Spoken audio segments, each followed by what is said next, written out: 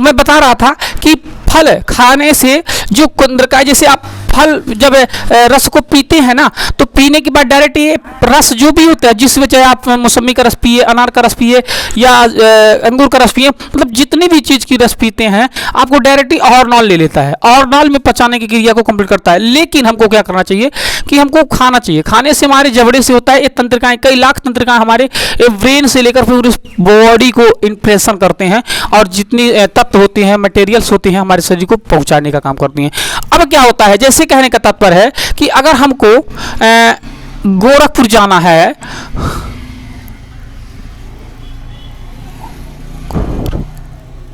गोरखपुर जाना है तो, और एक को जाना है आगरा,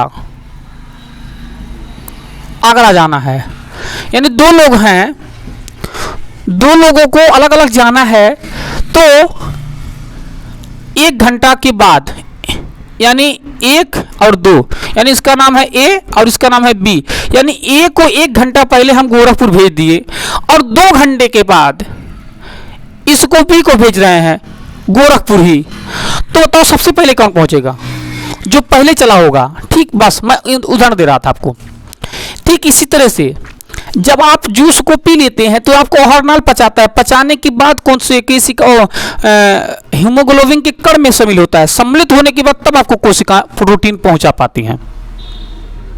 ठीक, और जब आप यहां से खाते हैं तो आपके तंत्रिकाएं, जीभ की तंत्रिकाएं उसको स्वाद को चख लेती हैं। स्वाद को चखने के बाद उसके बाद आपको डायरेक्टली आपके शरीर के तमाम कोशिकाओं को वही पहुंचा देती हैं, फटाफट ट्रांसपोर्टिंग कर देती हैं। यहां से आने के बाद उसके बाद जो आता है खाते हैं, जो गुद्दा मेन टाइप से होता है, जो मिल करके जो रस तो इसी में से खींच के स्वाद उसका ले लेता है, लेकिन जो उसके छिलका के साथ कचरा वगैरह जो खाते हैं हम, जैसे मान लीजिए अमरूद खाते हैं, अमरूद की मीठापन तो हमारा स्वाद ले लिया, जीभ ही ले लेता है, लेकिन जो गुद्दा बचता है, गुद्दा जिसको क्या कहते हैं, गुद्दा ही कहते हैं, तो इसको यहाँ पर ला करके पचाने का काम करता है। तो आंत को वही सब चाहिए, ज़्यादा नहीं चाहिए, ज़्यादा चाहिए तो दिक्कत कर देता है, इसलिए ये पचा करके फिर फिल्टर करके बाहर निकाल देता है। तो इस तरह से हमारे जीवों में लगभग कई लाख तंत्रिकाएं पाई जाती हैं। मैं इसको जानकारी देना चाह रहा था कि कई लाख तंत्रिकाएं पाई जाती हैं, जो केंद्रिकाएं होती हैं, छिद्र पाए जाते हैं, छोटे छोटे छिद्र पाए जाते हैं, और इसी छोटे छोटे छिद्रों से ही हमको स्वाद चखने का ताकत मिलती है, मतलब हम सब पहचान पाते हैं। तो जीवा का काम होता है स्वादों को पहचानना, और दूसरा नंबर लार को बनाना, और तीसरा नंबर है लार को बना करके भोजन जब हम करते हैं तो भोजन में मिलाना, ये जीवा का कार्य होती है।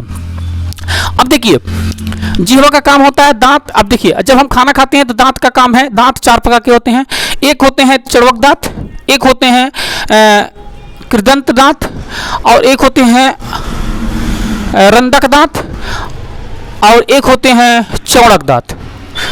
अग्र चौड़क मतलब एक तो काटने का काम करता है, एक चौबर जिसे कहते हैं वो पीसने का काम करता है, एक पकड़ने का काम करता है।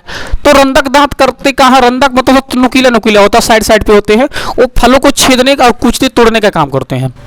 तो इस तरह से 4 दांत होते हैं, 4 एरिया हमारी जीभ में पाई जाती हैं, 4 से, और 4 चौक को 16, 4 के 4 चट्टीबा 16, 4 25 20, यानी 8 चौक 32, यानी 4 का जोड़ा का कंप्लीट करके 32 दांत भी हमारे शरीर दांत में यानी जबड़े में सेट होते हैं। और ये हमारा होता है पित्तरस की एरिया, सॉरी ये ग्रंथियां होती है, लार ग्रंथियां की एरिया, इसमें 22 जोड़ी ग्रंथियां पेमेंट कंप्लीट करती हैं, जो हर दिन बनाती हैं और हर दिन सर्वे करती हैं।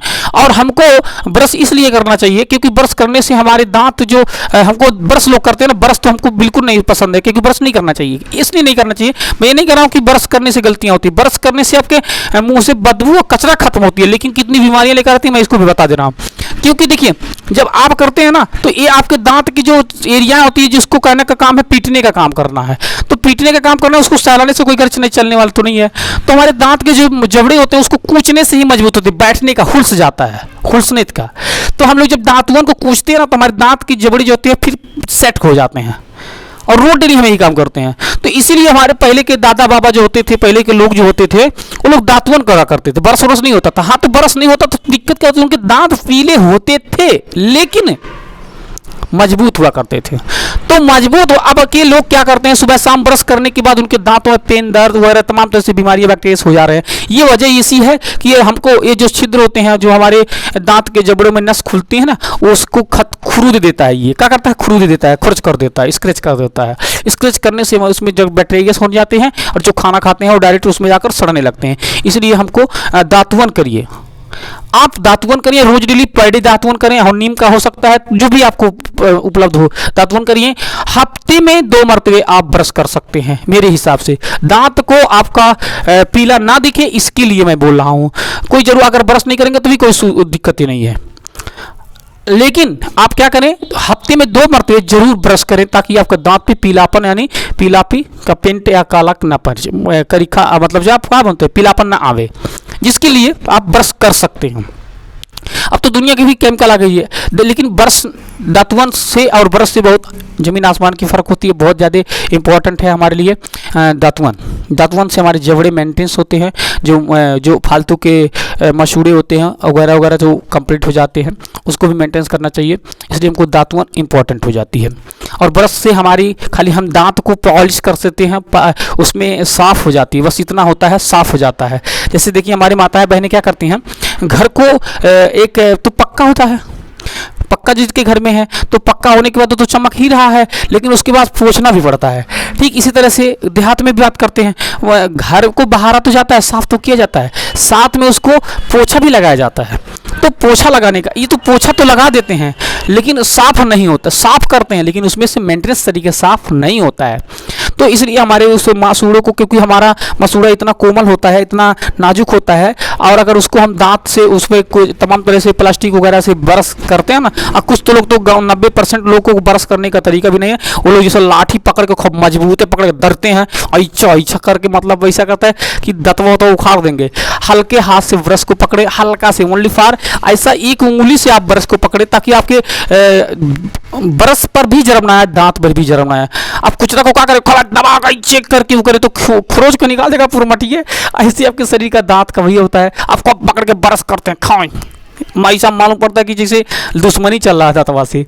तो ब्रश को हल्के से पकड़ें और हल्के से, और मेरा सलाह यही है कि आप रोज डेली कंटिन्यू दातुवन करें, हफ्ते में 1 मरतबे आप ब्रश करें, हफ्ते में 2 मरतबे 3 मरतबे ब्रश करें, क्योंकि हम केमिकल करते हैं, ये केमिकल हमारे मसूड़ों के लिए नुकसानदेह है। इसलिए डेंटल हॉस्पिटल ज़्यादा से ज़्यादा बढ़ रहे हैं। और पहले के लोग डेंटल्स पता नहीं होता दांत दर्द क्या होता था, ये सब होता ही नहीं था। इसका वजह यही था क्योंकि वो लोग अच्छे अच्छे दातुवन करते थे। दातुवन से कुछ हमारी औषधि होती है। 90% 99% हम बता रहे हैं कि जो हमारे दादा बाबा खाना खाते थे, वो खाना नहीं खाते थे, वो औषधि खाते थे। आज 99 नहीं 125% की बात मैं कह दूं तो लोग हमारे खाना नहीं खाते हैं, केमिकल खाते हैं, जो भी हमारे शरीर के लिए नुकसानदेह 100% हो रही है। इसी के लिए हम आपको, अब यहाँ तक मैं आपको राय दे रहा था, सलाह दे रहा था कि ये जबड़ा हमारा सुरक्षित कैसे रहेगा, मुंह कैसे सुरक्षित रहेगा, मैं इसके लिए बात बता रहा। चलिए मैं बात करता हूँ यहाँ से। अब आ गया डायाफ्राम पर। डायाफ्राम मैं आपको डायाफ्राम का भी बात बता दिया। इसका काम है खिसकना, ऊपर नीचे होना। यहाँ से ऑक्सीजन को जब वापस निकलता है तो ऊपर उठ जाता है, और जब ऑक्सीजन को खींचते हैं तो बैठ जाता है, बंद हो जाता है। और जब तक ये बंद रहता है तब तक पूरे शरीर में हमारे ऑक्सीजन दौड़ता है, रनिंग करता है। और जो ही हम नाक से फिर खींच के बाहर निकलते हैं, डायाफ्राम ऊपर आ जाते हैं और ऑफ करके हम ऑक्सीजन बाहर, कार्बन डाइऑक्साइड बाहर निकल जाते हैं। अब देखिए ये होता है पित्रस, ये इसका काम है। हम भोजन को खाते हैं, भोजन को खाने के बाद जब भोजन खाते हैं तो आप क्या करें, भोजन को पहले दांत से ही खूब बढ़िया से एकदम कूच करके उसको एकदम पानी बना के उसके बाद निगले। क्योंकि उसके बाद अब देखिए ये होता है पित्रस, ये होता है पित्ताशय, इसको कहते हैं पित्रस थैली, इसका नाम है पित्रस थैली। ये पित्रस थैली एक प्रक्रिया है जिसमें एसिटेट अम्ल क्षार पाए जाते हैं जो बहुत तीखा होता है। इनका काम ही है भोजन को पचाना, ये काम क्या करते हैं, भोजन को पचाना। जब हम खाना खाते हैं तो यहाँ से सर्वे हो जाते हैं और आपके पेट में गैस तब तक बनती है जब तक आप खाना बढ़िया से नहीं खाएंगे। अगर यहाँ से आपका जीवा और दांत बढ़िया से काम करते हैं, जबड़ा बढ़िया से काम करता है, कहने का तात्पर्य अगर आप कोई भी सामान अपने घर पे रख दें, उसको यूज ना करें, चलाइबा ना करें, 2 4 10 साल छोड़ दीजिए तो खराब हो जाता है। हम लोग क्या करते हैं, खाना को बढ़िया से खाते नहीं है, कुचते नहीं है, डायरेक्ट गड़गड़ गड़गड़ खा करके दतवा जो जवड़वा होता है उसका भी काम नहीं ले पाते हैं, जिभिया का भी काम नहीं ले, जल्दी बल्दी इतना जल्दी जल्दी नाश्ता फास्ते करते क्योंकि ऑफिस जाने की बात हो रही है कि बहुत जल्दी से ऑफिस पहुंच जाते हैं। उसके भाग दौड़ में हम अपनी सेहत को भी नज़रअंदाज कर देते हैं और नतीजा क्या होता है, पैसा तो ढेर सारा कमा लेते हैं, लेकिन जब तबीयत खराब होती है तो हम बेड रेस्ट डॉक्टर के पास चक्कर काटने का काम करते हैं। वही समय अगर आप खाना खाने में लगा दें तो शायद हो सकती है, मेरा गारंटी नहीं, मतलब मैं गारंटी तो नहीं ले सकता हूँ क्योंकि भाई आपकी सेहत कैसी है मैं एक गिरे नहीं हूँ, लेकिन 100% मैं कह देता हूँ कि आप कम बीमार पड़ेंगे। क्योंकि देखिए चबा चबा कर खाए, बहुत बढ़िया रस एकदम पेस्ट बना दें, उसके बाद ही दूसरा निवाला मुंह में डालें, चाहे रोटी हो चाहे चावल हो चाहे जो भी खाद्य पदार्थ हो। और लोग बार बार खाना जैसे पकौड़ी खा लिए, समोसा खा लिए, मटर खा लिए, गड़गड़ पानी, भैया ये सब पानी पीने से आपको तुरंत नुकसान होती है। इसलिए हम लोग कहते भी है दुकान के भोजन पदार्थ को नहीं खाना चाहिए। खाना चाहिए, खाने से नहीं होता है, खा करके पचाने से होती है। आप खाएंगे तो खा ही लिए, पचाने का भी कैपेसिटी रखिए, आप नहीं पचा पाएंगे तो नुकसानदेह तो हो ही जाता है। अब खाना खा लिए, मान लीजिए आप 2 से 4 पाउंड पकौड़ी खाएं, उसके बाद 4-5 गिलास पानी पी लिए। अब वो पता ही वो पचा नहीं, वो सड़ा रहा, अब वो गैस बनना शुरू हो जाएगा, धीरे धीरे वहीं से शुरू करती है। कुछ भी खाइए, आप पानी 45 मिनट या 15 मिनट 20 मिनट के बाद पीजिए ताकि आपको लगेगा प्यास, तभी पानी पीजिए। कहने का तात्पर्य, अगर आप ये बताइए किसी खेत में पानी चलाते रहिए, रोज डेली 30 का 30 दिन पानी भरते ही रहिए, पानी भरते रहिए, क्या फसल पैदा हो पाएगा? का कतई नहीं होगा।